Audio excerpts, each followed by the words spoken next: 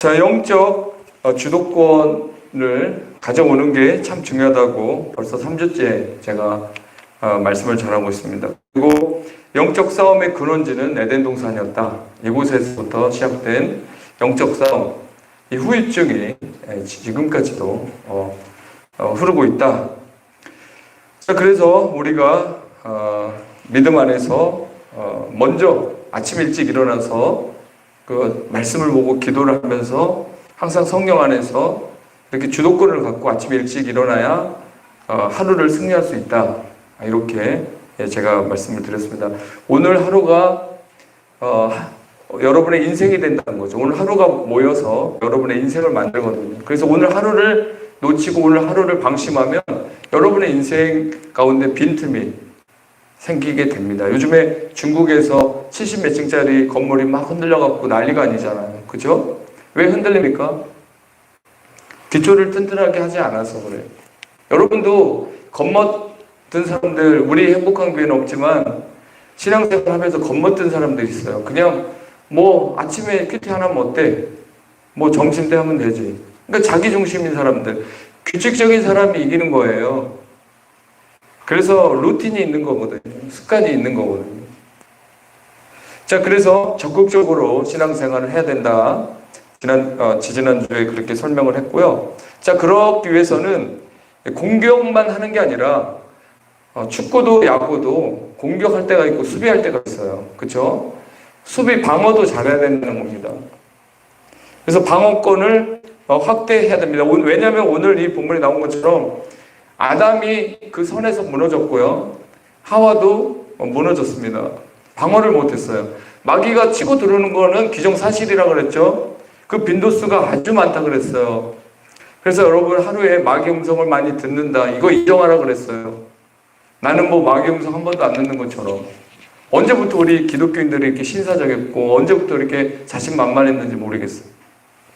들어요, 여러분. 아담과 하와에게도 가서 현혹하는데 예수님한테도 가서 40일 금식한 예수님 앞에 가서 3가지 또 시험을 하는데 예수님은 당당히 이겨요. 첫째 아담은 그냥 그대로 그냥 저항도 못하고 방어도 못하고 하나님 이름도 거론 못하고 그냥 무너졌지만 둘째 아담이 예수 그리스도는 그 모든 무너졌던 것을 다 다시 세우고 역전의 발판을 놓으셨고 역전승을 우리에게 안겨주셨어요. 자, 여러분 잠언서를 읽어보셔서 여러분 알다시피 세상은 어떤 분위기냐? 지혜가 부른답니다. 뭐 누이처럼 뭐 가까이에서 지혜가 부릅니다.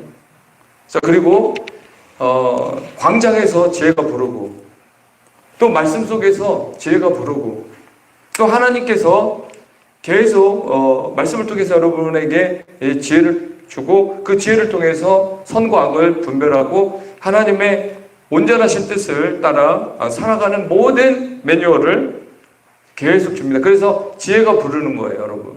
근데 지혜만 부른가요? 잠언서 전도서 보면 어떤 대상이 나오죠? 음녀가 나옵니다. 음녀도 광장에서 골목에서 곳곳에서 사람들을 불러요. 호리는 눈빛, 부드러운 말, 속이는 말들로, 부드러운 말들로 사람들을 광장에서도 부르고 지혜도 우리를 부르고 음녀도 우리를 불러요. 근데 우리가 누구의 소리를 들어야 되겠습니까? 마귀도 아담과 하와에게 계속 소리로 말했어요. 소리로. 들리는 소리로. 눈빛으로 한 게 아니에요. 바디랭귀지로 한 게 아니에요. 다 알아듣는 소리로 다 했어요. 하나님도 아담에게 그거 먹으면 죽는다라고 명확하게 말로 다 했습니다. 마찬가지로 세상에 음료의 소리가 들려오고 음료의 유혹에 그런 함정들이 곳곳에 있어요. 그러나 그 가운데서 지혜가 부릅니다. 하나님 말씀이 우리를 깨웁니다. 그리고 성령께서 우리를 깨워주십니다. 이 가운데 여러분이 선택해야 됩니다. 지혜의 음성을 들으십시오. 말씀의 음성을 들으십시오. 그럼 여러분의 삶에 이런 혼잡한 그리고 갑자기 무너지는 일은 없을 줄 믿습니다. 우리가 이 코로나19를 통해서 방역을 할 때 세 가지 필수적인 것들이 있었어요. 첫째가 사회적 거리두기였습니다. 지금도 5인 이상 못 모이잖아요. 가족들은 모이더라고요. 주민등록 이렇게 보여주면 같이 식사를 할 수 있어요. 5명이도. 그러나 일반인들은 절대 5명 이상 이렇게 모이면 안 됩니다. 거리를 둬야 된다. 지금 아담과 하와가 그 마귀하고, 속삭이는 마귀하고 거리를 전혀 두지 못했어요. 하나님이 그 순간 떠올랐어야 되고, 하나님이 계속 에덴 동산을 거닐고 있었어요. 왜냐하면 오늘 본문에도 보니까 결국 선악과를 따먹고 나서 불순종했을 때 하나님이 에덴 동산을 거니시다가 아담과 하와가 숨어있는 그곳을 찾아오셨죠. 그러면 그 전에는 안 거니셨냐? 그 전에도 거니셨어요. 그러니까 하나님이 옆에 있었다는 거예요. 성령님은 이미 여러분 안에 계셔요. 근데 성령의 음성을 못 들어요. 성령님이 내주하신다고. 내주가 뭐예요? 여러분 안에 계신다는 거죠. 그래서 예수님과는 더 밀접, 접촉, 가까이 해야죠. 밀접해야 되죠. 근데 바이러스와 마귀와는 어때요? 우리가 멀찌감치 떨어져야 되는 거예요. 피해야 되기도 하고, 주랭랑을 쳐보고 또 그 자리에서 박차고 일어나야 되는 거죠. 이게 쉽지 않습니다. 사회적 거리를 얼마나 더, 여러분이 세상과 욕망과 또 마귀와의 거리 얼마나 두고 있습니까? 이 주님과의 거리는 가까이, 세상적인 것들과는 거리를 멀게 해야 됩니다.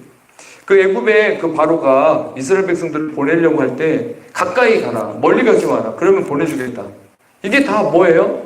마귀도요, 우리를 꽉 잡을 수는 없어요. 예수 그리스도가 함께 계시고 예수 그리스도가 그 권세로 마귀를 다 무찌르기 때문에 우리가 예수님 의지하면 마귀는 우리를 이길 수가 없어요.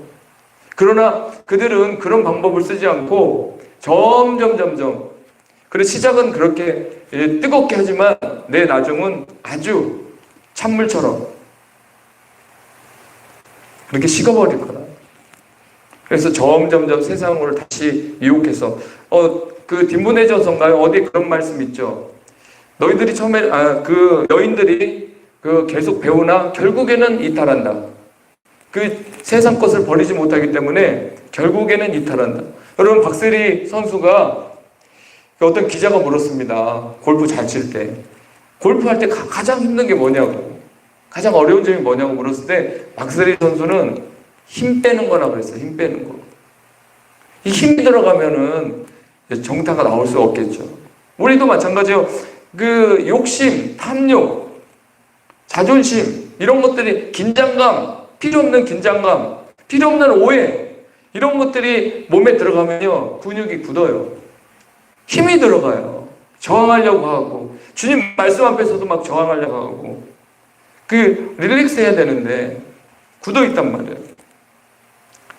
자, 여러분, 우리 삶 속에서 정말 힘을 뺍시다. 그냥 주님 알아서 하십시오. 주님 약속한 건 내가 다 믿겠습니다. 물론 이렇게 아무리 각오해도 또 현장에 가면 또 헷갈리고, 현장에 가면 그 믿음이 어디 교회에 있었던 그 믿음이 안 보일 때가 있습니다. 그러나 오늘도 그래도 결단을 하고 또 오늘 그 순간에 다시 주님 앞에 그렇게 살기를 여러분이 계속 반복한다면 결국 그렇게 조금씩 여러분이 이겨나갈 수 있다는 겁니다. 자, 두 번째 보면은 마스크 쓰기잖아요. 그래서 마스크는 제2의 백신이다 이렇게 말하잖아요. 마스크가 제2의 백신이다. 그런 기능을 간접적으로 하고 있죠. 그래서 마스크 씀으로써 이 바이러스가 이 코에 입에 들어가지 않으니까 우리 대한민국 이 정도밖에 안 된 거지, 마스크 안 썼으면 뭐 난리 났겠죠. 자, 그래서 독감 예방됐습니다. 이비인후과가 망할 정도죠. 우리 행복한 교회 해마다 독감 환자들이 있어갖고 성가대에 있든 또 아니면 어린아이가 독감을 걸렸든 옆에 다 옮겼잖아요. 서로 옮겨가지고 또 회사에서 옮겨오고 또 교회에서도 옮기고, 그래서 고생 많이 했습니다. 근데 올해는 어때요? 마스크 쓰고 나서 코로나도 안 걸렸지? 독감도 없이 지나갔습니다. 꼭 불편한 것 같지만 우리에게 주는 교훈이 있다는 거예요. 그 공격을 막으면, 방어하면 그 바이러스가 들어올 수 없다는 거예요. 여러분 마스크로 막았어요. 그러면 여러분 신앙을 어떻게 막으실 거예요? 기도의 삶으로 막아야 되죠. 영적 주도권을 가지고 적극적으로 말씀을 묵상하고 삶에 적용하면서 그렇게 여러분이 막아내면 반드시 됩니다. 그리고 또 마스크 쓰기에 또 다른 하나의 교훈은 우리가 말을 참 많이 해요. 성경에 보니까 뭐 말이 지옥에도 막 떨어질 수 있는 것이고 그 말은 사람을 죽일 수 있는 것이고 그 말은 교만으로도 갈 수 있는 아주 무서운 건데 다스리지 못하면 어떤 목사님이 그러더라고요. 남자들은 두 가지가 있대. 그리고 뭐냐면 도끼, 은끼래. 도끼는 눈에 딱 보면은 이 사람에 대한 어떤 그 공격성, 그쵸? 네가 나보다 잘났냐? 너 또 자랑하면 내가 가만히 있나 봐. 뭐 이런 식으로 뭐 힘으로 이렇게 누르려고 하는 그런 도끼가 있고 또 모든 여자들을 아니라고 하지만 관심을 갖는 그런 또 은기가 있다. 그건 기본이다. 이렇게 어떤 목사님이 얘기하는데 일단 여러분들 말로 독한 말, 도끼를 뿜어내면 안 됩니다. 말. 이 말로 여러분이 할 때마다 여러분은 아주 썩은 얘기를 하기 때문에 여러분에게 썩은 것이 돌아옵니다. 그래서 그냥 마스크 쓰는 거예요. 저도 가끔씩 그럴 때가 있어요. 목사님들 모였거나 아니면 내가 약간 불리할 때 이렇게 말을 할 때 가벼운 말이 나갈 것 같다는 느낌이 있어요. 그때는 무조건 실수합니다. 가벼운 말이 나갈 때. 그때 그냥 말을 닫아야 돼. 근데 내가 하는 말이 무게가 있고 하나님이 보증서고 있고 나 자신도 깨어있고 나 자신도 정직하다는 그 판단 아래 어떤 말을 할 때는 무게감이 있더라고요. 그래서 여러분도 스스로 알 거예요. 어떤 사람 만나서 막 유도신문에 넘어가서 막 말을 잘못해서 실수를 하는 경우도 있는데 정말 여러분 방어도 하고 또 독한 말, 원망의 말을 제거해야 됩니다. 제가 엊그제 3명만 모이는 부흥회에 갔다 왔습니다. 제가 강사는 아니고 남양주에서 통합직 장로회 목사님 한 분이 오셨고 또 한 분 목사님 그 교회에 초청을 했는데 온라인으로 이렇게 하면서 성도들은 5시에 하다 보니까 퇴근도 안 해서 결국 4명이 이렇게 예배를 드렸어요. 그래서 저는 그 교회 목사님이 저를 좀 좋아해서 오라고 했는데 가고 싶지는 않았습니다. 근데 그냥 그래도 요즘에 부흥회 한 번도 못 갔는데 한번 가서 말씀을 드려야 되겠다 해서 갔습니다. 근데 이분을 통해서 엄청 은혜를 받았습니다. 하나님 보내셨어요. 저 깨우려고. 근데 이분이 2가지를 안 한대요. 그게 뭐냐니까 원망과 불만, 그러니까 염려와 불만을 갖지 않는답니다. 하나님 앞에 자기가 결단했답니다. 그래서 한 번도 원망 안 하고 한 번도 염려 안 하고 그런 건 아니지만 하나님 앞에 자기가 많은 시행착오를 겪었답니다. 정말 부목사 때부터 열심을 냈고 학생 70명을 1000명까지도 이끌어본 그런 경험도 있고 정말 수없이 많은 기적을 경험했고 그러나 이제 지금 개척한 상태에서 고전을 하고 있는 그 가운데서 그분이 지난날의 모든 삶을 돌아보면서 또 지금 또 자기 자신이 지난날의 어떤 그 실수를 만회하면서 지금 최선을 다해서 가야 되는데 그 중에 염려는 절대 안 한다. 왜냐면 하나님이 다 해준다고 약속했는데 내가 염려하면 뭐하냐 이거예요. 그 염려하는 건 바보짓이라는 거죠. 아니 하나님이 다 챙겨준다고 했는데 그걸 못 믿고 염려하고 있냐는 거죠.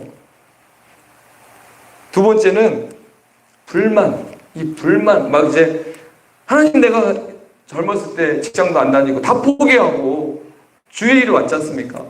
그리고 선교도 했고 4시에 일어나서 11시까지 교회에서 일하다가 몸은 둘째치고 건강은 둘째치고 그렇게 살아왔는데 왜 제가 지금 고전을 해야 되고 왜 제가 아파야 되고 왜 제가 이렇게 힘들어야 됩니까? 이게 불만이 막 나오는 거예요.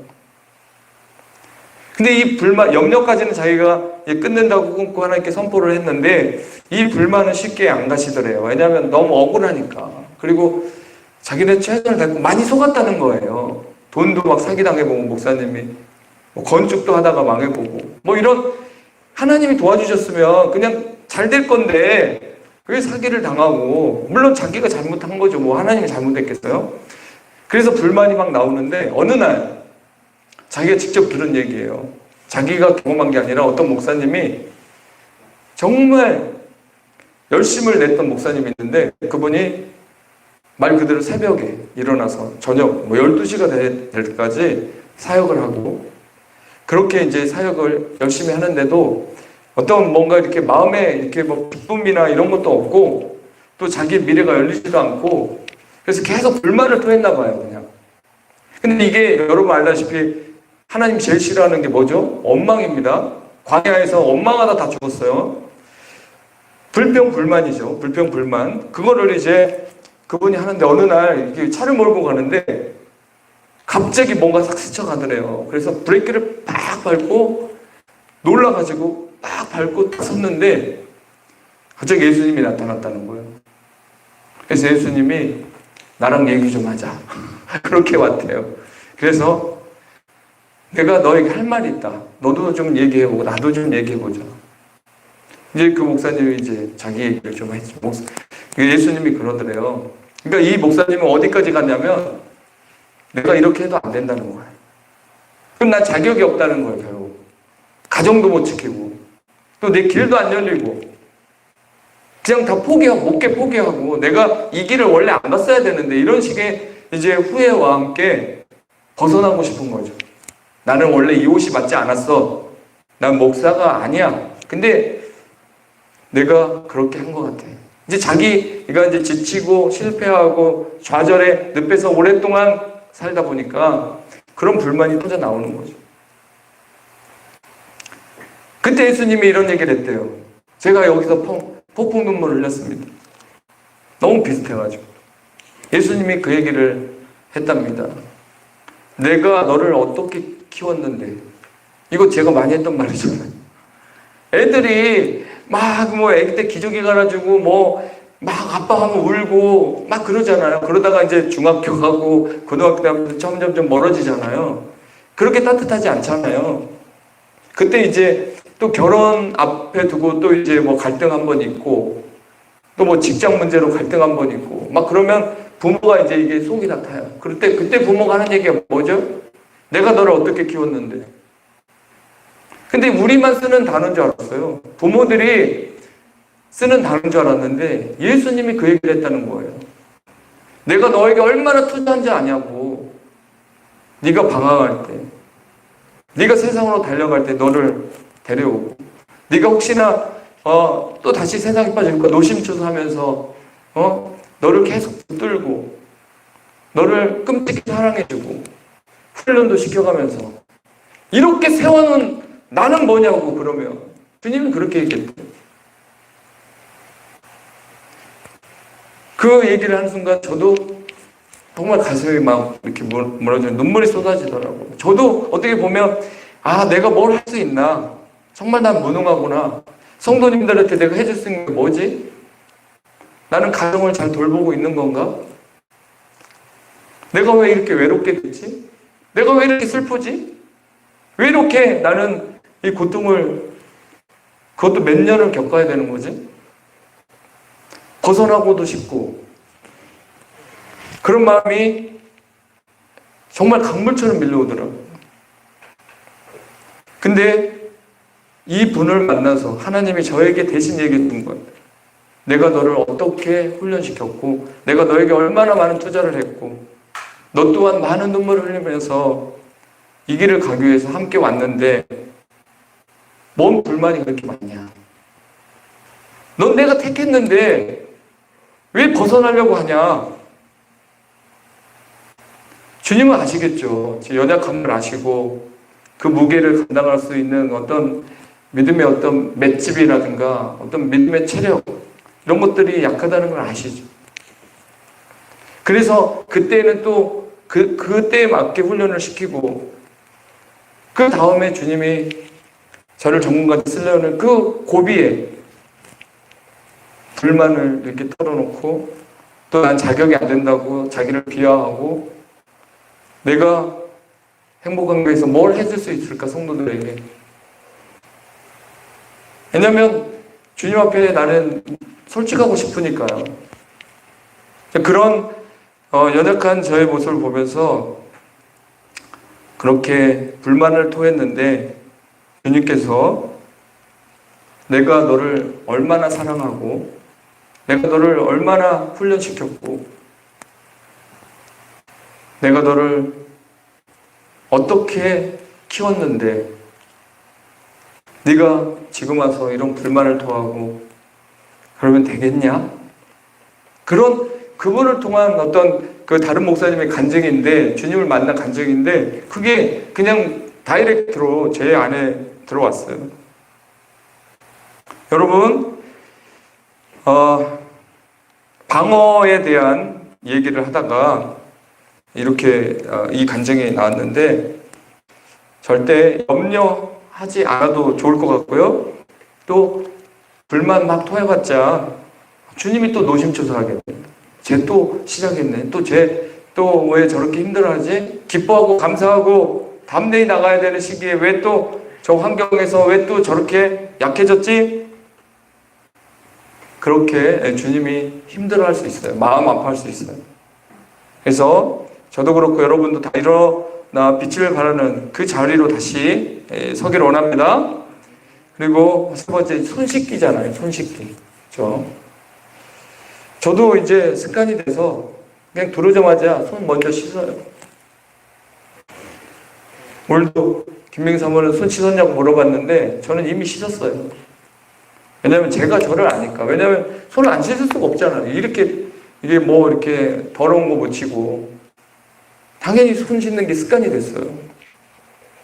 그런 것처럼 우리 하루 동안에 있었던 연약함을 통해서 들어왔던 죄의 바이러스, 이런 것들에 대해서 바로바로 씻어야 된다.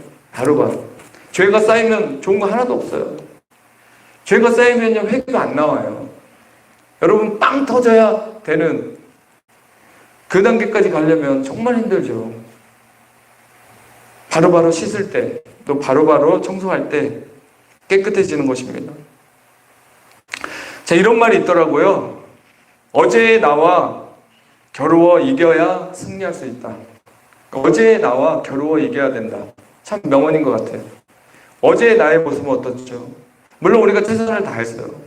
그래서 최고의 모습이었다면 어제의 모습을 답습하면 돼요. 그러나 여기에서 말하는 어제의 나와 겨루어 이겨야 된다는 것은 어제의 우리가 하나님 뜻대로 살지 못하고 나태함, 욕망, 또 성령님을 의지하기보다 내가 먼저 앞서가는 것들, 아까 말했던 염려와 불만, 기쁨과 감사하지 못한 그런 더 하나님께 나갈 수 있었고, 더 하나님께 감사할 수 있었고, 더 하나님께 마음을 드릴 수 있는데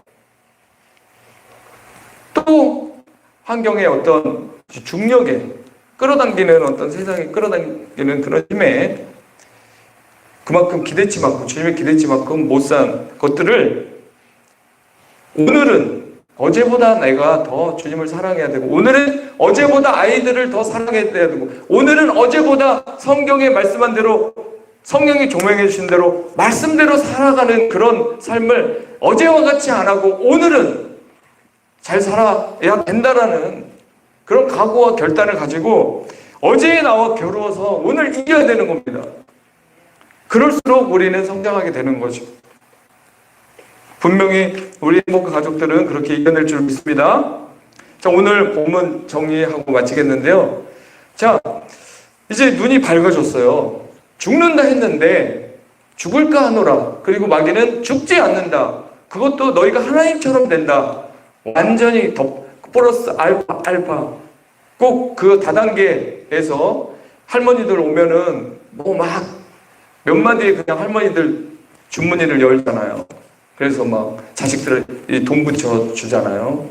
자, 그 정도로 그런 것처럼 사탄의 이런 관계에 하와와 아담이 속수무책했어요. 자, 그런 자기들의 희망, 혹시 내가 이번에 주식 투자해서 내가 이번에 코인에 1억을 넣어서 내가 10배 올리면 10억이 된다. 자, 그런 마음으로 이렇게 딱 했는데 딱 뚜껑을 열어보니까 완전히 망한 거예요. 원금에 그냥 반 이상 날아간 거예요. 그때 이제 괴롭고 잠 못 자고 답답한 거죠. 근데 그 결과가 나오기 전까지는 부푼 꿈이에요. 로또를 사면 일주일에 행복하대잖아요. 안 될 거 뻔히 알면서 그래도 일주일이 행복하대요. 혹시 그런 마음이 있는 거죠. 아담과 하와도 혹시 병에 걸린 거예요. 혹시라는 함정에 넘어진 거예요. 여러분도 아니 대충 살면서 혹시 내가 하나님 축복받아서 우리 가정이 회복되고 내가 축복받아서 교회가 부흥되고 내가 그렇게 못 살면서 그림은 청사진은 잘 그리고 있다. 결과는 뻔하다는 거예요. 아담과 하와가 이거 혹시 진짜 마귀가 한 말대로 내가 하나님처럼 된다라는 그 생각 뚜껑 열어보면 완전히 아무것도 아니라는 거예요. 속아버린 거예요. 여러분 우리는 성경에 말씀을 통해 선물을 주시고 조건을 제시하시는 이렇게 하면 복을 주고 이렇게 하면 망하고 이거예요. 이거 왜 우리가 기대하는 것은요 그거예요. 다 놀부심보예요. 놀부심보. 하나님은 딱 그냥 정해놨어요. 여러분 스스로도 알 거예요. 근데 그냥 이렇게 무난하게 가는 게 낫다. 괜히 주님 말씀처럼 막 헌신하고 더 드리고 막 했다가 내가 지금 있는 것도 날리는 거 아닌가. 주님 앞에 드리는데 뭘 날리겠어요. 절대 안 날리지. 자, 그런 가운데서 하나님이 동산을 이렇게 거니시다가 아담과 하와에게 찾아오셔서 말씀을 하십니다. 내가 어디 있느냐? 뭐 하나님 모르겠어요? 다 알지? 여러분에게 찾아올 때 본론만 얘기하겠냐고요. 하나님의. 그냥 처음부터 얘기하고 싶은 거예요. 그래서 네가 어디 있느냐? Where are you? 여러분 또 하나의 하나님이 한 사람을 찾아와서 또 물었던 얘기. 내 이름이 무엇이냐? 야곱이죠? 야곱이 그때 야곱이라고 그랬어요. 이스라엘 되기 전에. 야곱이 무슨 뜻인지 알죠? 발 뒤꿈치를 잡은 사람. 그 뜻은 더 펼쳐가면 속이는 자. 야곱은 에서를 속였죠. 그리고 삼촌한테 또 20년을 속았어요. 속이고 속는 그런 삶을 살았던 야곱. 그리고 눈치가 빨라서 눈치밥을 많이 먹어서 하나님하고 약속하고도 빙빙 돌아요. 직선 코스로 절대 안 갑니다. 오직했으면 자기 자식들도 나눠갖고 한 대, 두 대, 세 대로 이렇게 그 정도로 머리를 썼던 사람이 야곱이에요. 근데 이제 마지막 위기 가운데 씨름했잖아요. 하나님과 씨름했잖아요. 한두 배를 쳤는데 그러면 하나님을 놓고 천사를 놓고 자기가 쓰러지고 굴러야 돼요. 얼마나 아프겠어요, 여러분. 근데도 아픈데도 잡아요. 살려달라고. 여러분 이게 야곱이 얍삭바른 사람이었지만 야곱이 그래서 이긴 거예요. 우리가 뭐 의롭습니까? 의롭지 않아요. 근데 야곱은 그런 모습이 있었지만 그 고통 속에서도 절대 놓지 않았어요. 날 살려주지 않으면, 날 도와주지 않으면 절대 놓지 못합니다. 그거 하나 갖고 이스라엘이 된 거예요. 근데 이름을 물었을 때 야곱입니다. 에서의 그 뒷발을 잡은 사람입니다. 속이는 자입니다. 뭐예요? 그냥 솔직하게 야곱이라고 자기 이름을 고백한 거예요. 이게 죄인입니다라는 의미예요. 나는 죄인입니다. 이 고백을 통해서 그가 다시 살아났어요. 여러분도 그냥 있는 그의 모습으로 주님이 네 이름이 뭐냐? What's your name? 물어보면 그냥 있는 그대로 얘기하십시오. 그러면 이스라엘이라고 주님께서 말해 줄 줄 믿습니다. 그리고 또 하나 생각나는 예수님이 직접 제자들에게 말한 거. Where is your faith? 너희들의 믿음이 어디 있느냐? 폭풍 앞에서 완전히 흔들렸죠. 폭풍 앞에서 완전 얼어버렸습니다. 예수님을 유령으로 보고 그 정도니까요. 실성한 사람처럼. 그러니까 공황장애 같아요. 완전 공황장애 상태까지 빠져 있어요. 너희 믿음이 어디 있냐고 주님이 여기서 물어보는 겁니다. 괜찮니? 이게 아니고 너희 믿음 다 어디 갔냐는 거예요. 왜냐? 너희들이 지금쯤이면 충분히 그 믿음을 사용할 수 있었다. 수없이 많은 기적을 보여줬고 수없이 많은 하나님의 그 능력, 표적을 보여줬는데 왜 이 환난 앞에서, 이 풍랑 앞에서는 속수무책이냐 이거예요. 왜 그 믿음을 사용하지 못하느냐 이거죠. 근데 만약에 주님이 그 제자들이 충분히 그 믿음으로 주님을 의지하고 물에 빠지기 직전까지도 하나님이 날 구해줄 수 있다라는 그런 믿음으로 풍랑과 맞서 싸우는 그런 모습, 그것을 보길 원했던 것 같아요. 이미 주님은 구해주러 왔지만, 근데 주님이 여러분의 기도를 듣고 구해주러 왔는데 벌벌벌 떨고만 있어요. 구해주시겠죠. 구해주시지만 대처하는 모습, 그 세상과 저항하고 싸우는 그 모습, 주도권을 놓지 않기 위해서 열심히 믿음의 싸움을 하는 모습, 그 모습을 보는 가운데 구해주기를, 주님은 구해주시길 원했는데 아무것도 못하고 있어요. 그냥 얼어버렸어요. 우리 행복한 가족들은 그런 분이 한 분도 없는 줄 믿습니다. 그렇습니다. 하나님은 항상 우리에게 이 세 가지 질문을 할 수 있다는 것을 잊지 마십시오. 너 지금 뭐 하고 있니? 내 이름은 뭐니? 너의 사명은 뭐니? 이거예요. 그리고 너의 믿음 어떻게 지금 사용하고 있니? 이렇게 물어보십니다. 아담에게 내가 어디 있느냐? 지금 어디 있어요? 숨어 있잖아요. 숨어 있어요. 부끄럽고 수치스럽고, 그리고 자기들이 투자하고 자기들이 추구했던 그게 하루아침에 다 거짓이었다는 거, 속았다는 거 생각하니까 더 화도 나고 더 부끄럽기도 하고 고개를 들 수 없는 상황이라서 이제 숨어 있었어요. 자, 하나님은 항상 동산을 거니셨습니다. 근데 그들은 마귀 음성만, 보암직도 하고 탐스럽기도 하고 지적이기도 하고 심리적이기도 하고 또 이런 것들에 계속 빠져 있었던 거죠. 하나님은 거닐고 있었고 여전히 성령님은 여러분 안에 계시고 여러분 가정 안에 있지만, 있는데도 불구하고 성령님과 함께 동행하는 게 아니고 세상과 함께 동행하는 그런 모습이 분명히 있을 수 있어요. 근데 빨리 여러분이 갈아타야 됩니다. 그래서 이제 성령의 음성을 여러분이 들어야 됩니다. 왜냐하면 항상 여러분 안에 계시기 때문이죠. 자, 하나님의 음성이 들려왔을 때 그 소리가 들려왔다고 그랬거든요. 그 전에 마귀 소리 들었어요? 유혹하는 소리라 부드럽긴 했단 말이에요. 막 무섭게 억압하고 마귀가 겁주면서 너 그 안 따먹으면 죽는다? 뭐 칼을 들이대고 죽는다라고 했으면, 그래서 어쩔 수 없이 따먹었으면 그래도 좀 뭐 덜 부끄러울 텐데 그냥 그렇게 위협도 안 했는데 그 좋은 걸 바라보다가 그 소리를 듣다가, 세상의 소리는 소음입니다. 이 소음을 듣다가 망가진 거예요. 무너진 거죠. 자, 여러분 만약에 말씀을 들을 때 괜히 긴장되고, 뭐 제가 무서운 사람 아니잖아요. 저는 그냥, 저도 어떻게 보면 완벽할 수가 없어요. 말씀을 준비하고 또 하나님이 몇 장 몇 절을 주셨다고 해도 그것을 해석하고 풀어내는 데 있어서 인간적인 생각이 안 들어가겠습니까? 여러분 알다시피 로마서를 쓴 바울과 그 베드로전서를 비교해보면 당연히 로마서가 바울이 공부를 많이 했으니까 훨씬 그 색다르고 또 깊이가 있어요. 그건 어쩔 수 없는 거예요. 하나님은 그런 사람에게 쓰기 때문에.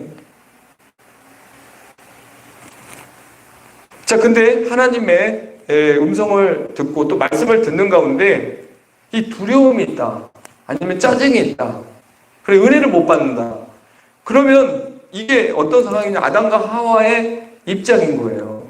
사실은 아담과 하와가 그전에는 하나님과의 관계 두렵지가 않았어요. 이런 거 처음이에요. 처음 경험해보는 모습이거든요. 하나님하고 사이가 너무 좋았던 거죠. 근데 지금 막 두렵단 말이에요.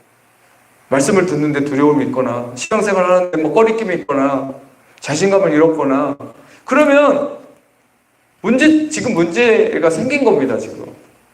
그래서 주님 앞에 가까이 와요. 왜냐, 아빠, 아버지라고 부르면서 다시 주님께 와서 아주 친밀하게 누리면서, 자녀 혜택 다 누리면서, 천국 시민권 다 누리면서 여러분이 살아야 됩니다. 믿으십니까?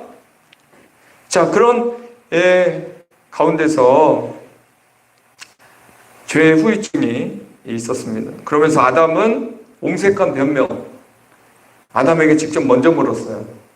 아니, 살 중에 살, 뼈 중에 뼈라고. 정말 하나님 감사합니다. 내 배우자 주셔서. 그랬다가 이제 공범이 됐잖아요. 근데 공범이 돼서 보니까 이 여자가 없었으면 나는 죄는 안 졌겠구나.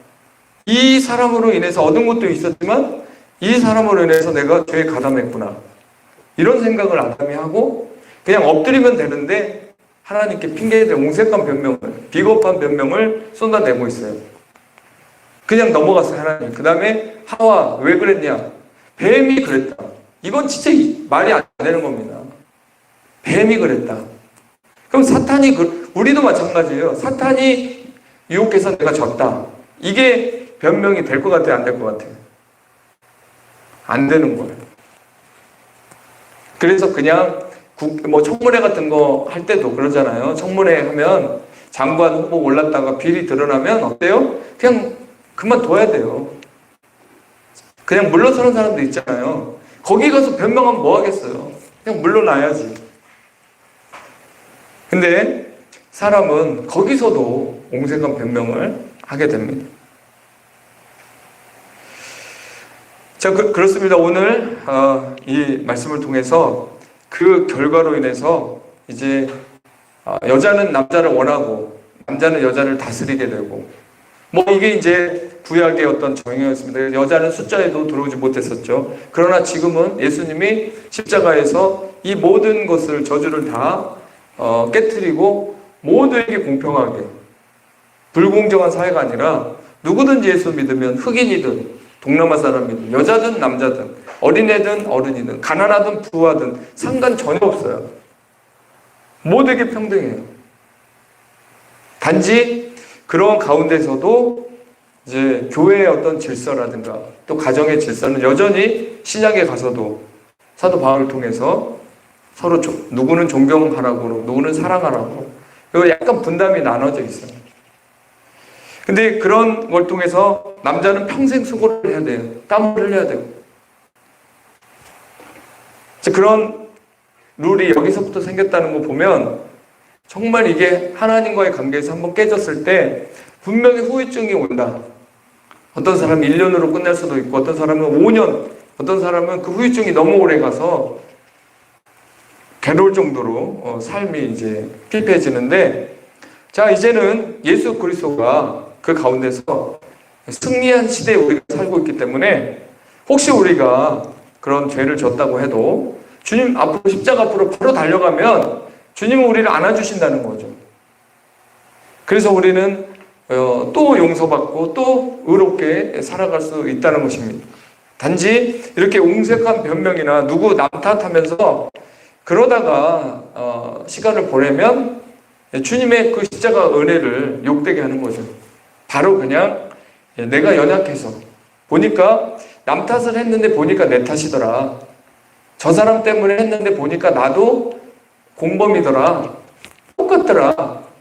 주님의 십자가 은혜가 아니면 나는 진짜 설 곳이 없더라. 이제 이런 고백이 들어갈 때 정말 주님과 가까워지고요. 주님의 은혜가 진짜 하늘보다 더 높다는 사실을 그때부터 알게 됩니다.